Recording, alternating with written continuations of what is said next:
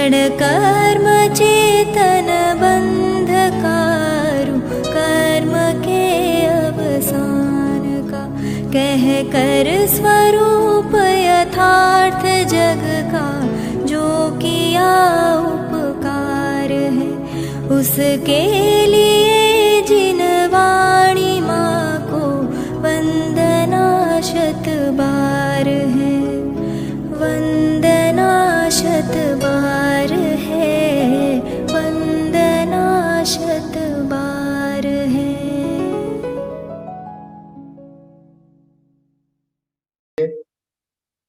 परमानंद स्तोत्रना स्वाध्याय गई काले पूरा थया।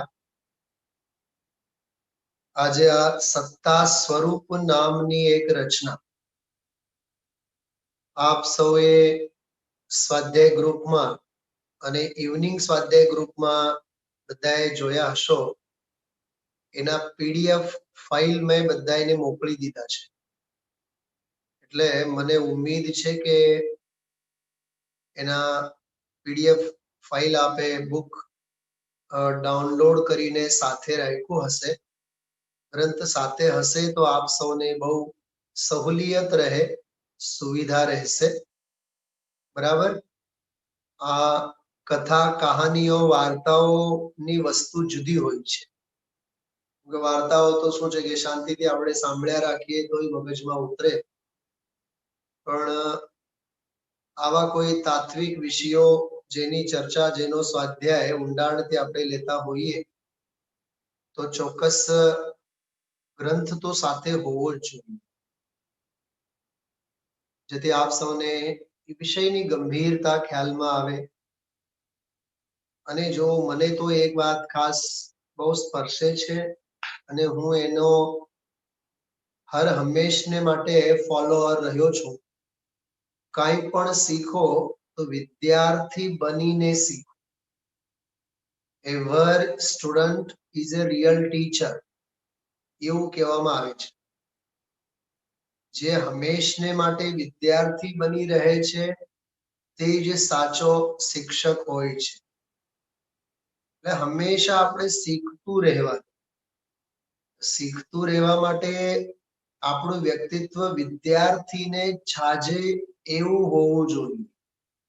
એટલે આપણે બિલકુલ સ્ટુડન્ટ છીએ, વિદ્યાર્થી છીએ એમ સમજીને એવું ફીલ કરીને જ આપણે કોઈ પણ સ્વાધ્યાય કોઈ પણ વિષય આપણે વાંચતા હોય, ભણતા હોય, લખતા હોય તો વિદ્યાર્થી બનીને આપણે લખવાનું, વિદ્યાર્થી બનીને આપણે સાંભળવાનું, તો જ વિદ્યા સંગ્રહ શક્ય બને।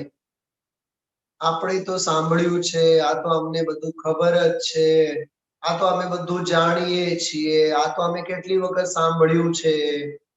આવું જે જેને કહે ને કે બહેનશ્રીની ભાષામાં આવડતની હું, એ આપણા ચિત્તમાં ઈગો पैदा करे, अहम पैदा करे। અને હમણાં મેં 4-6 દિવસ પહેલા એક સરસ વાક્ય વાંચ્યું હતું કે જ્યાં જ્ઞાનના ક્ષેત્રમાં અહમપણું આવી જાય, અહમપણું ઇન ધ સેન્સ કે અમે જાણીએ છીએ, અમને ખબર છે, અહમપણું આવી જાય, અભિમાન આવી જાય તો પછી જ્ઞાનાર્જન કરવાના, જ્ઞાન મેળવવાના બધા દ્વાર એને માટે બંધ થઈ જાય છે। વિદ્યા ધનમ સર્વ ધનમ પ્રધાન, બધા જ વૈભવમાં, બધી જ સંપત્તિમાં શ્રેષ્ઠ સંપત્તિ કોઈ છે તો વિદ્યા છે। વિદ્યા ધનમ સર્વ ધન પ્રધાન, સર્વે ધનમાં વૈભવમાં કોઈ શ્રેષ્ઠતમ ધન છે। દાન કયું છે શ્રેષ્ઠતમ? हाँ, 4 दानों में श्रेष्ठ दान कયું છે? हाँ, ओळखो छो ने आप तो? बोलो। आहार दान, औषध दान, अभय दान, ज्ञान दान। श्रेष्ठ दान कયું છે આમાં? જ્ઞાન દાન છે ને ચોથું દાન। हाँ, જેવી રીતે દાનમાં જ્ઞાન દાન શ્રેષ્ઠ છે એમ ધનમાં પણ જ્ઞાન ધન શ્રેષ્ઠ છે। Knowledge is the power, knowledge is the passion. સમજાય છે? Knowledge is the key of success. સમજાય છે? knowledgeable don't have excuse. There is no shortcuts for knowledge. જ્ઞાન મેળવવા માટે કોઈ શોર્ટકટ નથી હોતા. મહેનત કરવી જ પડે છે, આગમની અવગાહના કરવી જ પડે છે, પુરુષાર્થ એને માટે કરવું જ પડે છે. એટલે યાદ રાખજો, જ્ઞાન, તત્વજ્ઞાનની બાબતમાં સફળતાનો બીજો કોઈ શ્રમ, પરિશ્રમ, પુરુષાર્થ સિવાય વિકલ્પ નથી હોતો. સમજાય છે? એટલે હર હંમેશને માટે આપણે પુરુષાર્થ કરવા માટે તૈયાર રહેવું જોઈએ. જો તમારાથી લખાશે તો હું એક સંસ્કૃતનો શ્લોક બોલું છું. મારી પાસે નહીં નહીં તો એક 700-800 શ્લોકો હશે સંસ્કૃતમાં, વિદ્યા અંગેના, જ્ઞાન અંગેના. એક બહુ સરસ શ્લોક અમે લોકો જ્યારે જયપુરમાં ભણતા ત્યારે ખાસ નીતિમાં ભણાવવામાં આવતું. એક હોય છે ક્ષણ અને એક હોય છે કણ. શું કીધું? અનાજ, અનાજનો એક દાણો કણ કહેવાય. અને ક્ષણ, ટાઈમ ઇઝ એ મની, એમ કહેવામાં નથી આવતું. એ શ્લોકમાં એવું આવે, ક્ષણશઃ કણશશ્ચૈવ વિદ્યામ અર્થમ ચ રર્જયેત. ક્ષણે ક્ષણે વિદ્યા મેળવવી જોઈએ, કણ કણ કરીને અન્ન મેળવવું જોઈએ. સમજાણું શું કીધું? ક્ષણશઃ કણશશ્ચૈવ વિદ્યામ અર્થમ ચ રર્જયેત. ક્ષણ ત્યાગે કુતો વિદ્યા, કણ ત્યાગે કુતો ધન. જો ક્ષણનો ત્યાગ થઈ જાય, એટલે ક્ષણ છૂટી જાય, એટલે પળ જો જતું રહે તો જ્ઞાન નહીં આવે. અને કણની કદર ન કરીએ તો અન્ન નહીં મળે. ખ્યાલમાં આવ્યું?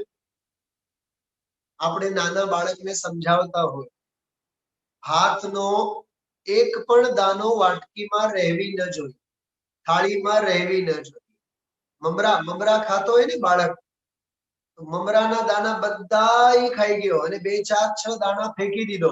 ફેંકી દેવા દેશો આપણે એને? નહીં. એક પણ કણ બરબાદ ન થવો જોઈએ. તો કણ કણની કદર હશે તો અન્ન મળે. બોમ્બે વાળા શું કીધું? કણ કણની કદર હશે તો અન્ન મળે, અને ક્ષણ ક્ષણની કિંમત હશે તો વિદ્યા મળે. બરાબર? એટલે ક્ષણ ક્ષણની કિંમત આપણે કરીએ, કણે કણની કિંમત કરીએ. રોમ રોમ સે નિકલે પ્રભુવર નામ તુમારા, એમ ગાઈએ ને આપણે. રોમ રોમ સે, રૂવે રૂવેથી, રોમ રોમ માંથી. એમ કણે કણમાં અન્ન, ક્ષણે ક્ષણમાં વિદ્યા. એટલી કિંમત આપણને હોવી જોઈએ, તો જ આપણે વિદ્યા સંપાદન કરી શકવાના. ચલો, આ એક થોડીક બીજી વાત કરી, એક અભ્યાસ અને વિદ્યા અધ્યયન માટે, વિદ્યા સંગ્રહ માટે ભૂખ આપણામાં હોવી જોઈએ એની વાત. હવે આપણે જે સત્તા સ્વરૂપ ગ્રંથ શરૂ કરીએ છીએ તે ગ્રંથ અંગે વાત કરીએ. આપણે દિવાળી વખતે ખ્યાલ હશે, દિવાળીના જસ્ટ એક દિવસ પહેલા આપણે 2 દિવસના સ્વાધ્યાય આપણે મહાવીરાષ્ટક સ્તોત્રના લીધા. સંસ્કૃતના મહાવીરાષ્ટક સંસ્કૃતના શ્લોકોનો આપણે સ્વાધ્યાય લીધો હતો. લગભગ આપ સૌ સ્વાધ્યાયમાં હતા જ, મને જ્યાં સુધી ઉમ્મીદ છે અને ખ્યાલ છે. એ જે મહાવીરાષ્ટક સ્તોત્ર લખેલું છે એ ભાગચંદજી કવિએ લખેલ છે. ભાગચંદજી, અને એ ભાગચંદજીની જ આ રચના છે જેનું નામ છે સત્તા સ્વરૂપ. બરાબર? આ જે સત્તા સ્વરૂપ આપણે વાંચવાના છીએ એ એમની જ રચના છે. અચ્છા, આમાં શું છે એની વાત. સૌથી પહેલી વાત, સત્તા સ્વરૂપ એમ કહેતા જ આપણને ખ્યાલમાં આવી જાય આમાં આત્મ સત્તાની વાત, ધર્મ સત્તાની વાત, સર્વજ્ઞની સત્તાની વાત આવશે. હમણાં પરમાત્મા પ્રકાશમાં આપણે ગઈકાલે જ જુઓ, ગઈકાલે આજ સવારે પણ યાદ અપાવ્યા હતા. પ્રશમ, સંવેગ, વૈરાગ્ય, અનુકંપા, આસ્તિક્ય, આવા બધા ગુણો હોય. એમાં એક ગુણ છે આસ્તિક્ય. આસ્તિક્ય એટલે શું? આસ્તિક્ય એટલે સર્વજ્ઞ દેવ પ્રત્યેની શ્રદ્ધા, વસ્તુ સ્વભાવ પ્રત્યેની શ્રદ્ધા, જિનાગમ પ્રત્યેની શ્રદ્ધા. ખ્યાલમાં આવ્યું? એટલે આત્મા પ્રત્યેની શ્રદ્ધા, આત્મા પરમાત્માનો સ્વીકાર, હૈયાતી પ્રત્યે હકાર હોય એનું નામ આસ્તિક્ય. સમજાય છે? દેવ, ગુરુ, ધર્મ, તત્વ, આત્મા, પરમાત્મા, દર્શન, સિદ્ધાંત, અધ્યાત્મ, ક્રમબદ્ધ, આ સમગ્ર વસ્તુ સ્વભાવ પ્રત્યે ની હૈયાતીમાં હકારનું હોવું એનું નામ આસ્તિક્ય, આસ્તિકતા. જે પાપમાં ન માને એને આપણે શું કહીએ છીએ? એ તો નાસ્તિક છે. અને પાપથી બીવે, ચોરી કરતા બીવે, બીજાને લૂંટતા બીવે, અન્યાય અનીતિ સેવતા ભય પામે, એને આસ્તિક કહેવામાં આવે છે. એટલે એને પુણ્ય ને પાપ પ્રત્યે વિશ્વાસ છે, દેવ, ગુરુ, ધર્મ પ્રત્યે વિશ્વાસ છે. તો આ જે સત્તા સ્વરૂપ જે ગ્રંથ છે એમાં બે પાર્ટ છે. ધીમે ધીમે ધીમે આપ સૌને ખ્યાલમાં આવશે. સૌથી પહેલો એક 20-25 પાનાનો આખો મનુષ્ય ભાવની દુર્લભતા, દેવ, ગુરુ, ધર્મનો મહિમા, અરહંત સ્વભાવ, અરહંત ભગવંતનો સ્વરૂપ અને સ્વભાવ, એમ કરીને એક સત્તા એટલે હૈયાતી એટલે આસ્તિક્ય ભાવની બધી મીમાંસા પહેલા પાર્ટમાં કરી છે. અને બીજા પાર્ટમાં સર્વજ્ઞ ભગવાનની સત્તા છે એ કેવી રીતે છે અને કેવી રીતે માનવો જોઈએ એમાં દેવ ભક્તિની અપેક્ષા. સાંભળજો, સર્વજ્ઞ ભગવાનની સત્તા એ સ્વીકારવામાં જ્યારે આવે ત્યારે જ ખરેખર દેવ ભક્તિ થઈ કહેવાય, ત્યારે જ સાચી દેવ ભક્તિ થઈ કહેવાય. જો તમારામાંથી ઘણા બધા ગુરુદેવના પ્રવચનમાં તો હો જ છો, એટલે એક વાત કરો. આવતીકાલના પ્રવચનમાં, આવતીકાલે જે પ્રવચન છે ને ગુરુદેવશ્રીનું દિવાળીનું પ્રવચન છે. ગઈકાલે આપણે સાંભળી ગયા હતા ધનતેરસ નું પ્રવચન હતું ગઈકાલનું. આજે 11મી તારીખ છે. 11મી નહીં, 12મી તારીખ છે આજે, 12મી. તો ગઈકાલે પરમ દિવસે ગુરુદેવશ્રી બોલ્યા હતા ને ધનતેરસ, લક્ષ્મીની પૂજા, સ્વરૂપની પૂજા. તો આવતીકાલે દિવાળીનું પ્રવચન છે. એમાં ગુરુદેવશ્રી વારે વારે એક વાત કરશે કે માત્ર જ્ઞાન જ્ઞાન કીધું એનું નામ જ્ઞાન નહીં, માત્ર આત્મા આત્મા કીધું તો એનું નામ આત્મા નહીં. જ્ઞાન જ્ઞાન કહીને પુસ્તક વાંચીને, શાસ્ત્ર વાંચીને ધારણામાં સ્વીકારી લીધું એનું નામ નહીં જ્ઞાન. અંદરમાં પરિણમન થવો જોઈએ. આવતીકાલના એ પ્રવચનમાં વીતરાગ પરિણમન, વીતરાગ પરિણમન, પરિણમન ઉપર બહુ ભાર દીધો છે આવતીકાલના પ્રવચન. બરાબર? એ પછી કાલે જયારે આવશે ત્યારે ક્રમમાં સાંભળશો. બહુ સરસ પ્રવચન છે. શક્તિઓના રૂપોની બધી ચર્ચા કરી છે. એક શક્તિમાં બીજી શક્તિનો રૂપ. બહુ અદ્ભુત વ્યાખ્યાન છે આવતીકાલે. 52 મિનિટનો જ વ્યાખ્યાન છે પણ બહુ સરસ પ્રવચન છે. બહુ અદ્ભુત વ્યાખ્યાન છે. જો તો એમાં એક આસ્તિક્યની વાત આવે એટલે સત્તા સ્વીકાર, આસ્તિક્ય. દેવ, ગુરુ, ધર્મ, તત્વ, આત્મા, પરમાત્મા. એક વાત હું આપને પૂછું સૌથી પહેલા, નરક છે કોણે કીધું છે? પાપ છે કોણે કહ્યું છે?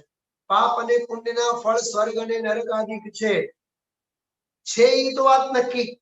અને કોકે કીધું તો છે, તો કોણે કીધું છે? સર્વજ્ઞ ભગવાને કીધું છે.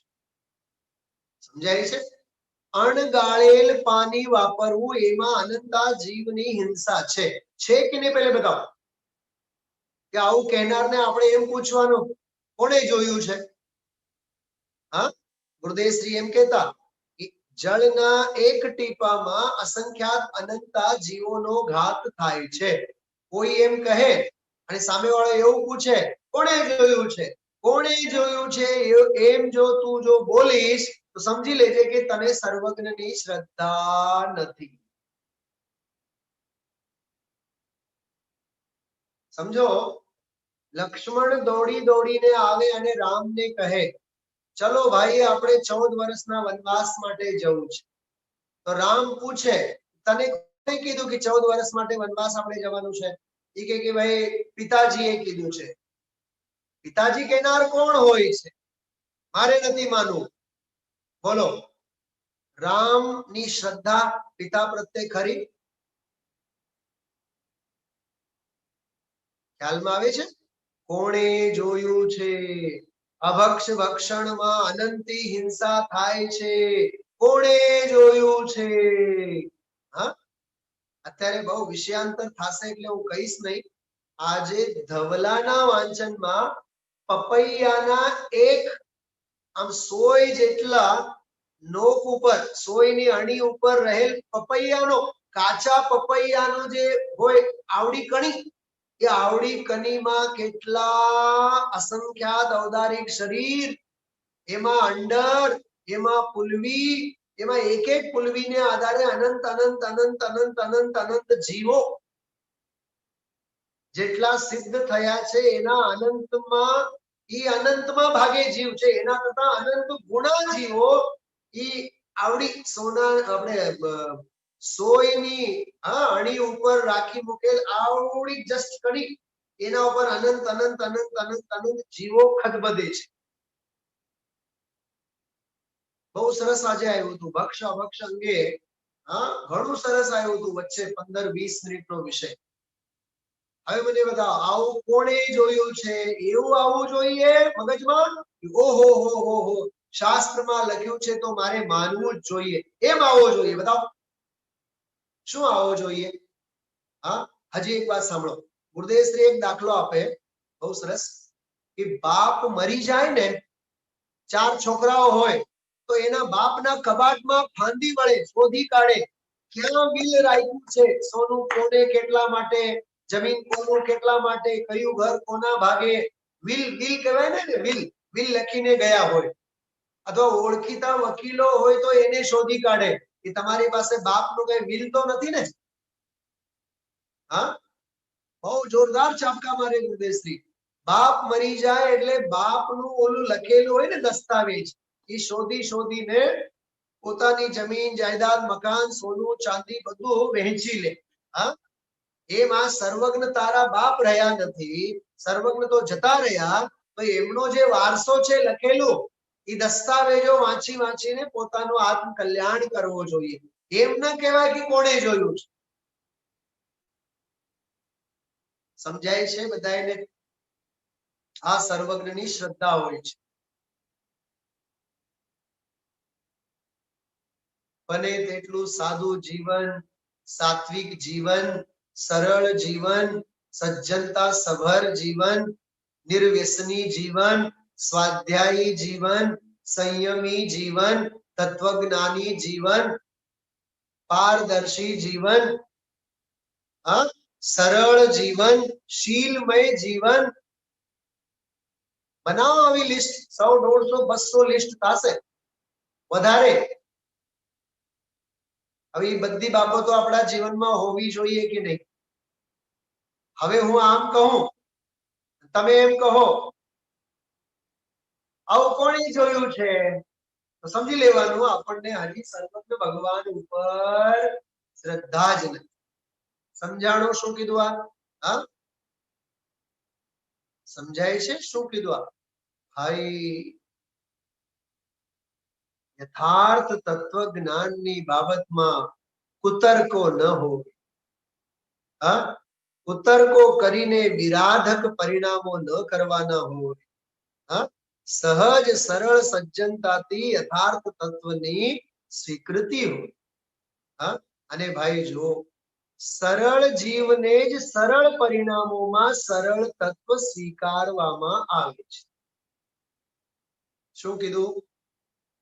હા, જો તમને એક બહુ સરસ એક આ બધી પ્રસ્તાવનાના સંદર્ભમાં હું વાત કરું છું. હમણાં આપ સૌને મેં વાત કરી હતી, બહુ માર્મિક વાત છે.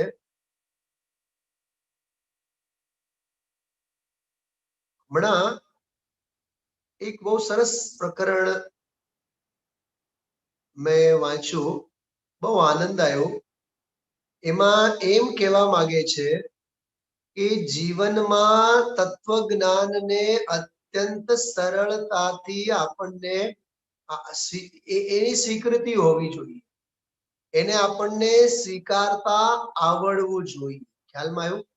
બહુ સરસ વાત છે, બહુ સરસ વાત છે. એટલે જો તો એમાં સર્વજ્ઞ ભગવાનની શ્રદ્ધા હોવી અત્યંત જરૂરી છે. એ સર્વજ્ઞતાનો સ્વભાવ કેવો? ઘણા બધા ન્યાય ગ્રંથોને આધારે સર્વજ્ઞ છે. તીર્થંકર અરન ભગવાન સર્વજ્ઞ છે. ટૂંકમાં સર્વજ્ઞતાની સિદ્ધિનો પ્રકરણ આવશે ત્યારે થોડું અઘરું પણ પડશે, પણ અઘરું છે એમ કરીને ઊભું નહીં થવાનું. આપણે સમજાય છે? સર્વજ્ઞતા છે, સર્વજ્ઞતાને ધારણ કરનારા તીર્થંકર અરન ભગવાન છે. એમ સર્વજ્ઞતાની સિદ્ધિનો પ્રકરણ એમાં આવશે. એવી રીતે બે આમાં પાર્ટ છે. હા, એટલે આ વિષયને બહુ ગંભીરતાથી અને બહુ જેને કહીને આપણે કે ખૂબ સમર્પણતાથી આ પ્રકરણને આપણે સમજવાના પ્રયત્નો કરીશું. ચલો હવે ઝડપથી આપણી પાસે છે હજી 15-20 મિનિટ. ભાગચંદજીની આ રચના, પહેલો જો તમારી પાસે પીડીએફ ફાઇલ હશે તો જોજો, એમાં ઉપર લખેલ છે સત્તા સ્વરૂપ, પછી એવમ પછી એમ લખ્યું છે પંડિત પ્રવર શ્રી ટોડરમલજી કૃત ગોમટસાર ટીકા કી પ્રસ્તાવના. એ તો ગુણસ્થાન પ્રવેશિકામાં, ગુણસ્થાન વિવેચનમાં બધે છે. એ તો બરોબર સંકલિત છે, આમાં સંકલન કરેલ છે. શ્રી બ્રહ્મચારી રાયમલજી કૃત સમાધિ મરણ. જો ક્રમ આવશે આગળ તો ચોક્કસ હું આ વાંચીશ, બહુ સરસ છે સમાધિ મરણ. અને પછી धर्मदास क्षुल्लक जी कृत मनमोद छंद और श्रीमद जी कृत अमूल्य तत्व विचार और श्री अमित गति आचार्य कृत सामायिक पाठ. ટૂંકમાં આ બધા સંકલિત છે આમાં. પણ સૌથી પહેલો જે છે સત્તા સ્વરૂપ, મૂળ કૃતિ તો એટલી જ છે, મૂળ રચના તો એટલી જ છે. બરોબર, રચયિતાનું નામ લખેલ છે શ્રી ભાગચંદજી છાજેડ. હા, અને ઓરિજિનલ ઢુંડારી ભાષામાં છે. ઢુંડારી ભાષામાંથી પછી આનો હિન્દીમાં અનુવાદ જોવા મળે છે. ચલો આગળ તમે જોજો. પૂજ્ય ગુરુદેવ શ્રીના આ પુસ્તક ઉપર પ્રવચનો થયા છે, જે પ્રવચનોના નામ છે મુક્તિ કા માર્ગ. હિન્દીમાં મુક્તિનો માર્ગ, ગુજરાતીમાં છે એ મુક્તિનો માર્ગ કરીને ગુરુદેવ શ્રીના પ્રવચનો છે. આના ઉપર હિન્દીમાં છે મુક્તિ કા માર્ગ. તમારે જો એ વાંચવું હોય તો ઓનલાઈન બધે મળી જશે તમને. ઓકે, ચલો આમાં જો હવે પ્રકાશકીય નિવેદનના ત્રીજા ફકરામાં વાંચું છું. पंडित भागचंद जी छाजेड़ द्वारा ढूंढारी भाषा में लिखे गए सत्ता स्वरूप ग्रंथ का आधुनिक हिंदी भाषा में अनुवाद कार्य हमारे भाई श्री जतीश चंद्र जी ने बड़ी लगन एवं तत्परता से किया है. भाई जी जतीश भाई है आनो हिंदी में अनुवाद કર્યો છે. इसमें हमें जो શું છે એમાં अरहंत भगवान का स्वरूप, सर्वज्ञता की सिद्धि और मोक्ष मार्ग संबंधी अनेक प्रयोजनभूत विषय जो पाठकों को प्राप्त की प्राप्ति ने अत्यंत उपयोगी होंगे. આટલો આ મૂળ વિષય છે. અરહંતનું સ્વરૂપ અને સિદ્ધ ભગવંતોનું સર્વજ્ઞતાની સિદ્ધિ અને અન્ય બીજું ઘણું બધું પ્રયોજનભૂત વિષય આપણને આમાંથી શીખવા સાંભળવા મળશે. ચલો આજે આપણે હવે જેટલો સમય છે એ સમયની મર્યાદામાં રહીને ભાગચંદજીનું જીવન પરિચય વાંચી. નેક્સ્ટ પેજ हमारे पास पुस्तक है, एमांथी जोजो पंडित भागचंद जी का जीवन दर्शन. कविवर पंडित भागचंद जी 19वीं शताब्दी के विद्वान थे. थोड़ું હું વાંચું છું, તમારી પાસે બધાય પાસે છે જ, અને ડાઉનલોડ ન કર્યો હોય તો રાખજો. ડાઉનલોડ ન કર્યું તો સાથે રાખજો, તમને ઘણું બધું શીખવા મળશે. बरोबर. 19वीं शताब्दी के विद्वान थे ये, ईसागढ़ के निवासी थे. ईसागढ़ એટલે ग्वालियर, ग्वालियरना निवासी હતા. आपका जन्म, इनकी जाति ओसवाल और धर्म दिगंबर जैन, दिगंबर जैन धर्मी અને ઓસવાલના હતા. आपका जन्म એમાં વૃદ્ધિચંદજી એના અનુસારે એને એક ક્ષમા ભાવાષ્ટક કરીને લખ્યું છે, એને આધારે संवत 1877 में कार्तिक वदी तृतीया को हुआ था. क्षमा भावाष्टक के निम्न दोहे से इनके जन्म का पता चलता है. अष्टादश सित्योत्तरे कार्तिक वदी शुभ तीज ईसागढ़ को जन्म था भागचंद गुनी बीज. कविवर संस्कृत प्राकृत एवं हिंदी के प्रौढ़ विद्वान थे. महावीराष्टक उनकी स्वतंत्र संस्कृत रचना है, જેનો સ્વાધ્યાય આપણે દિવાળીના દિવસોમાં લીધેલા છે. जिससे स्पष्ट जाना जा सकता है कि वे हिंदी के समान संस्कृत भाषा में भी सुंदर पद्य रचना कर सकते थे. इसके अतिरिक्त अभी तक आपकी निम्न रचनाएं प्राप्त हुई है. कौन कौन से? जो आवा કેટલા બધા ગ્રંથોના નામ આપણે જોયા નથી એટલે વાંચ્યા નથી.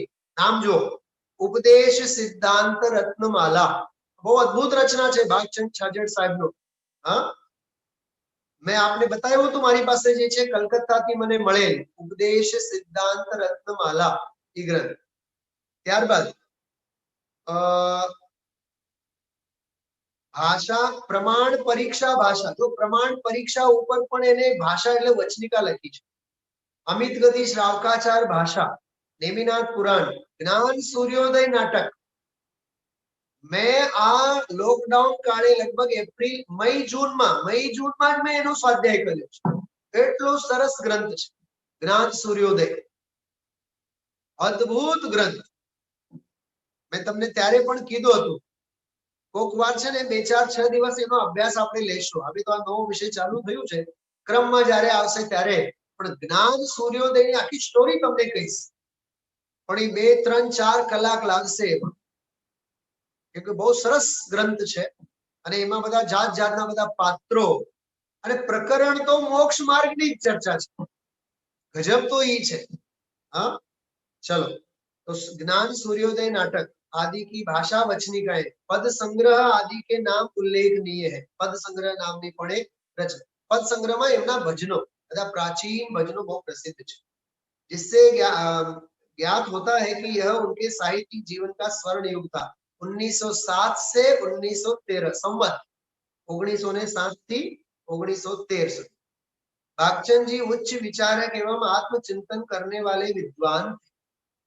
पदों से आत्मा एवं परमात्मा के संबंध में उनके सुलझे हुए विचारों का पता चल सकता है.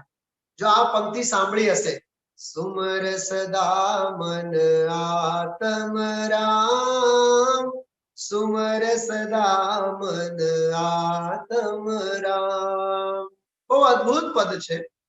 એ જે પદ એની વાત કરી આમાં, से इनके आत्मचिंतन का पता चलता है. जब निज आत्म अनुभव आवे तब और कछु न सुहावे. आ तो मैं घणी वखत गाऊं છું, આપ સૌને ખ્યાલ છે. जब निज आत्म अनुभव आवे तब कछु और नहीं सुहावे. अद्भुत છે, अद्भुत रचनाओं છે. इनमें एकाग्र चित्त रहने का लक्षण है. कवि के अब तक 86 पद उपलब्ध हो चुके. 86 पद એટલે ભજન, भजनों एमणे लखेला छे. कविवर ओसवाल जाति के दिगंबर आमनाय के नर रत्न थे. आपकी कविताओं एवं पदों में हृदय की सच्ची अनुभूति झलकती है. वे आध्यात्मिकता से परिपूर्ण है. आप निरंतर चिंतन, मनन और अध्ययन में संलग्न रहते थे. इसी कारण आपके पदों में दार्शनिकता, फिलोसॉफी, जेनोलॉजी, दार्शनिकता, भाव विभोरता, जो आह्लाद, भाव विभोरता, ख्यालમાં આવ્યું? ખ્યાલમાં આવે છે બધાને? રોમાંચ થવો જોઈએ. भाव विभोरता, तन्मयता, आत्मानुभूति के दर्शन होते हैं. मोह को छोड़ विवेक अपनाने बहिर्मुखी के स्थान पर अंतर्मुखी होने का संकेत उनके प्रत्येक पद में दिखलाई पड़ता है। कविवर किस प्रकार मोक्ष के अभिलाषी है, देखिए हाँ केवा मोक्ष ना अभिलाषी हता एनु एक पद ज आप्युं छे, आम आखुं भजन ज आप्युं छे। कब में साधु स्वरूप धरूंगा, कब में साधु स्वरूप धरूंगा। કેટલા અદ્ભુત ભાવો છે। હા बंधु वर्ग से मोह त्याग के जन कादि जन सो बरूंगा, तुम जन कादि देह संबंधी, तुम सो मैं उपजू न मरूंगा। समझाय छे क्यांथी लख्युं छे? आखो प्रवचन सार में दीक्षार्थी सत्पात्र जीव माता पिता गुरुजनों पासेथी आदेश लईने हवे जिन दीक्षा लेवा माटे जाय छे ते काळनी वात छे। एमां बधुं प्रवचन सार में लख्युं छे, एनो आ भावानो वात छे। चलो आगळ वधीए। कविवर की भाषा टीकाएं सरल भाषा में गूढ़ रहस्य समझाने में समर्थ हुई है। बराबर आ एमना कवन अंगेनी बात करी, साहित्य अंगेनी बात। हवे थोड़ो एनो वैराग्यमय जीवन जीवो पछीना फकरामां। हाँ कहा जाता है कि पंडित जी को अपने अंतिम जीवन में आर्थिक हीनता का कष्ट सहन करना पड़ा था। बधाए बनासीदासजी शू अने टोडरमलजी शू अने भागजनजी शू अने बुद्धजनजी शू बधा सैकड़ों विद्वानों एवी हालत थी। हाँ जो क्योंकि लक्ष्मी और विद्या का परस्पर वैर है। शू कीधुं? हा लक्ष्मी और जहां लक्ष्मी होय त्यां विद्या न होय, के बुद्धि ज न होय ने तो विद्या क्यांथी आवे? हाँ अने ज्यां सरस्वती होय त्यां लक्ष्मी नो दुकाळ होय। ख्याल में आवे छे? हाँ नीति भी ऐसी है कि पंडित जन निर्धन होते हैं। हाँ इसके प्रतिकूल कुछ अपवाद भी दिखने मिलते हैं।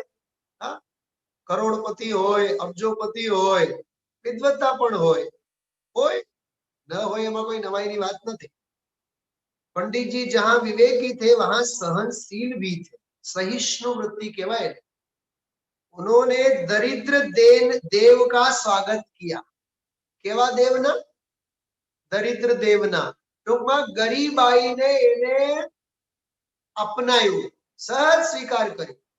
बराबर बोलो नथी? दर्शन पाठ में आवे सचिंतोपि दरिद्रोपि जिन धर्म निवासनम।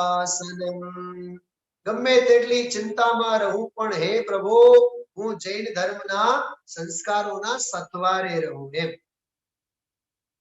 तो जो आगळ परंतु किसी से धन पाने की आकांक्षा तक व्यक्त नहीं की। बोलो क्यारे हाथ नहीं लंबायो एने। आ होय छे स्वाभिमान अने सज्जनता अने पोताना पुण्यनो विश्वास। शुं कीधुं? आ लोन काढी काढीने करोड़पति न थवाय, बंगलो न बनावाय। लोन काढी काढीने એટલે भिक्षावृत्ति करी करीने करोड़ोमां न आलोटाय, घी न पीवाय एम कहे छे। ख्यालमां आव्युं? आकांक्षा तक व्यक्त नहीं की, फिर भी एक उदार सज्जन ने उन्हें दुकान आदि देकर उनकी आर्थिक कठिनाई का हल कर दिया। बोलो आ होय छे साधर्मी वात्सल्य। हाँ अन्य साधर्मीए एमने आजीविका माटे दुकान बनावी आपी। हाँ अने एमने माटे सुविधा पूरी पाड़ी। आर्थिक हल हो जाने पर भी पंडित जी में वही संतोष वृत्ति अपने उसी रूप में दिख रही थी। आपने 56 वर्ष की आयु पाई थी। बोलो केवल 56 वर्ष की आयु। आपकी मृत्यु संवत 1933 में आषाढ़ कृष्ण द्वादशी के 2 बजे दिन को समाधि मरण पूर्वक हुई। अपने भावों एवं कृतियों के अनुकूल कविवर को पंडित मरण का सौभाग्य प्राप्त हुआ। केवुं मरण कहेवाय? नाम सांभळ्युं छे કેટલા લોકોએ? पंडित मरण। हाँ, मरणना पण घणा प्रकारो होय। बाल मरण, पंडित मरण, बाल पंडित मरण, पंडित बाल मरण, पंडित पंडित मरण। બધા મરણના જુદા જુદા પ્રકારો છે। આપણા જીનવાણીમાં બધી ચર્ચાઓ આવે છે। ચલો અહીંયા વાત પૂરી। હવે આપણી પાસે 4-5 મિનિટ છે। નેક્સ્ટ પેજ ઉપર તમે જોઈ શકો છો રવિશેણ આચાર્ય છે ને, રવિશેણ આચાર્ય, એમની રચના છે બહુ સરસ પદ્મ પુરાણ। એ પદ્મ પુરાણમાં એક પ્રકરણ આવે છે દીર્ઘ સૂત્રી મનુષ્ય। 111 पर्वमांथी लेवामां आवेलो प्रकरण छे। 111 नंबरनो अधिकार पर्व एमां एक छे दीर्घ सूत्री मनुष्य।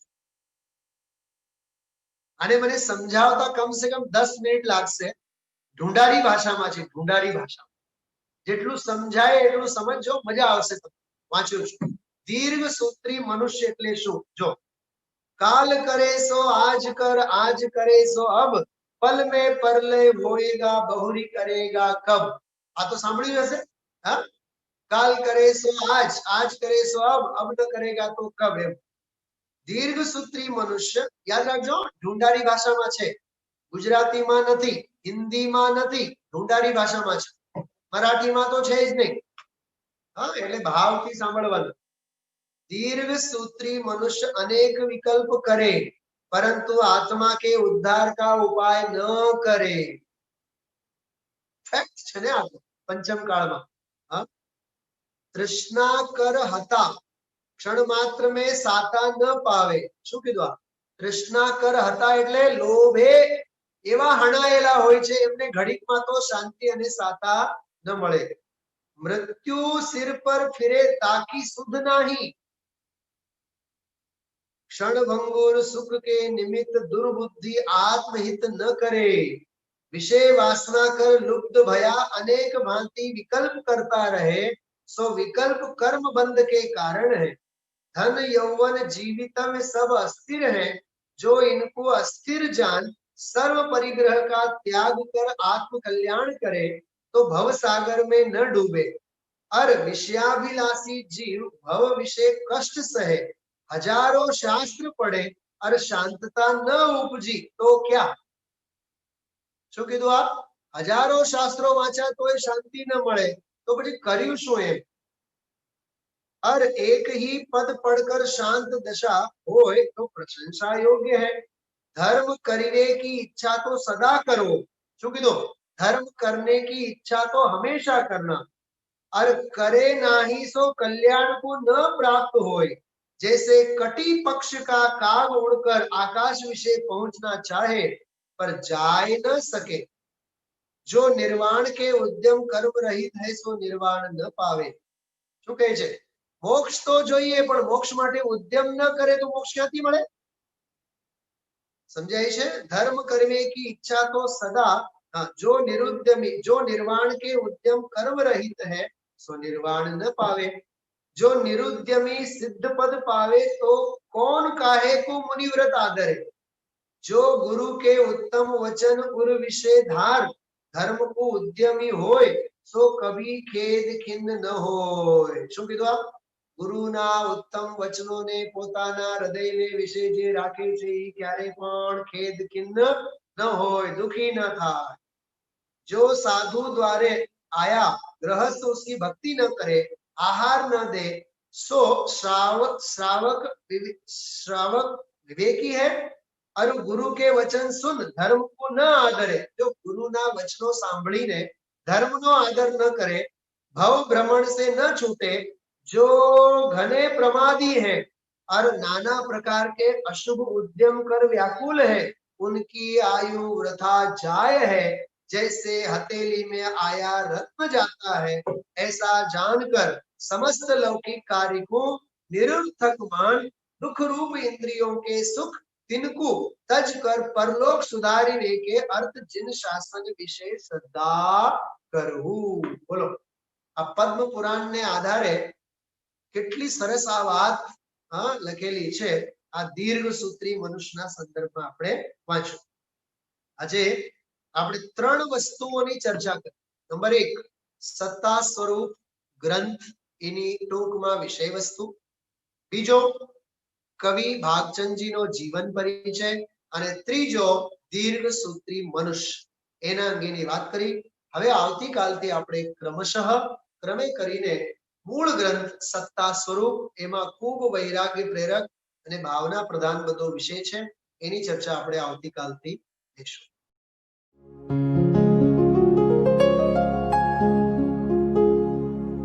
निज निधि निज में बताए, यह अनंत उपकार है उसके लिए जिन वाणी माँ को वंदना शत बार है, वंदना शत बार है, वंदना शत बार है।